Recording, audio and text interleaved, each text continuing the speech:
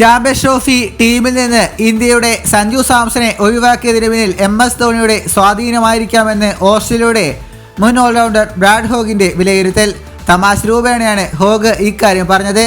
എക്സിൽ പങ്കുവച്ച വീഡിയോയിലൂടെയാണ് ഹോഗ് ഈ അഭിപ്രായം പ്രകടിപ്പിച്ചത്.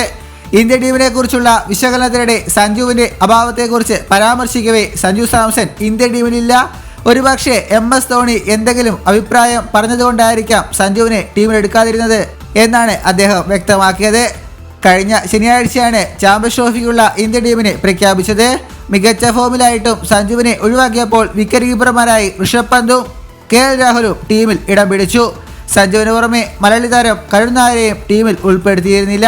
വിജയഹാസരെ ട്രോഫിയിൽ മികച്ച പ്രകടനം കാഴ്ചവെച്ചിട്ടും കരുൺ നായർക്ക് ടീമിൽ ഇടം ലഭിക്കാത്തതിനെക്കുറിച്ചും ഹോഗ് സംസാരിച്ചു. കരുൺ നായർക്ക് ഇന്ത്യൻ ടീമിൽ സ്ഥാനം ലഭിച്ചില്ല. ഫസ്റ്റ് ക്ലാസ് ക്രിക്കറ്റിൽ ഇത്രയധികം റൺസ് നേടിയിട്ടുള്ള താരമാണ് അദ്ദേഹം. പക്ഷേ പ്രായം കൂടുതലായിട്ടും മോശം സ്ട്രൈക്ക് റേറ്റും കാരണമാണ് ഇന്ത്യൻ ടീമിൽ സ്ഥാനം ലഭിക്കാതെ പോയത്.